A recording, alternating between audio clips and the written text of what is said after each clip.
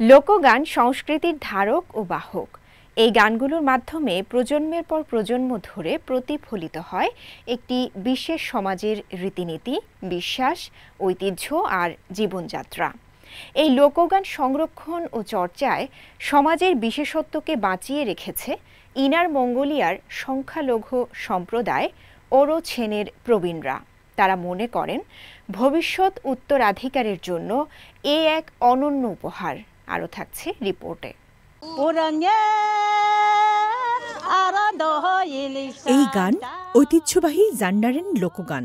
এই গান গেয়েই তরুণ প্রজন্মকে অনুপ্রাণিত করেন ৮১ বছর বয়সী ওরোছেন অঞ্চলের প্রবীণ নেই সুমেই। শিল্প কিভাবে অতীতকে ভবিষ্যতের সাথে সুন্দরভাবে যুক্ত করে, এই গানের মাধ্যমেই তিনি তা প্রদর্শন করেন।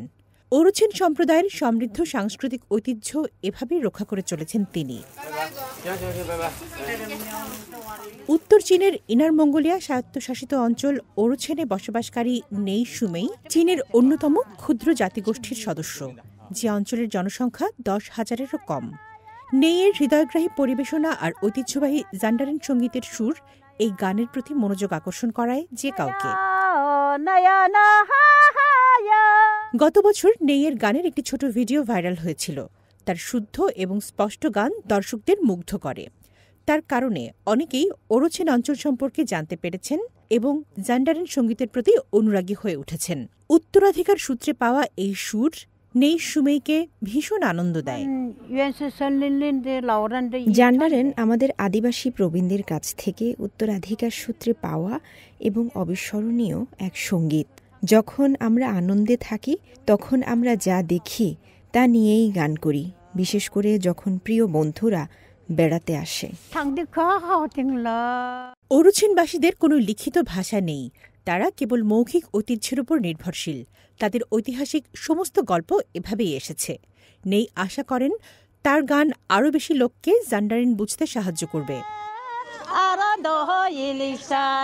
বেইজিং পরিচালক লি চিংয়াং পরিচালিত ওরোছেন সংস্কৃতির জন্য নিবেদিত একটি সোশ্যাল মিডিয়া অ্যাকাউন্টে নেইয়ের ভিডিওটি মনোযোগ আকর্ষণ করে। ১০ বছর আগে একটি তথ্যচিত্রে ছবি ধারণের সময় তিনি এই অঞ্চলের প্রতি আকৃষ্ট হন এবং হারিয়ে যাওয়া ঐতিহ্যবাহী দক্ষতাগুলো নথিভুক্ত করার জন্য সেখানে থাকার সিদ্ধান্ত নেন। আমি বুঝতে পেরেছিলাম যে একজন বয়স্ক ব্যক্তি একটি জীবন্ত জাদুঘরের মতো। প্রতিদিন আমার মনে হয় আমি সময়ের সঙ্গে দৌড়াচ্ছি এবং সেই কারণেই আমি বেইজিং থেকে এখানে থাকার সিদ্ধান্ত নিয়েছি। ২০২২ সালে জান্ডারেন সম্পর্কে তার গবেষণার সময় নেইয়ের সাথে দেখা করেন লি এবং তার প্রথম ভিডিওটি দারুণ জনপ্রিয় হয়। গ্রীষ্মকাল হল ওরোছেন অঞ্চলে পর্যটনের ব্যস্ততম সময়, যেখানে অনেক দর্শনার্থী বিশেষভাবে নেইকে দেখতেই আসেন। নেই বেশ ব্যস্ত, কিন্তু তিনি জান্ডারেন পছন্দ করেন আর প্রতিদিন সবার সাথে গান গাওয়ার জন্য অধীর আগ্রহে অপেক্ষা করেন। তামান্না জেনিফার, সিএমজি বাংলা।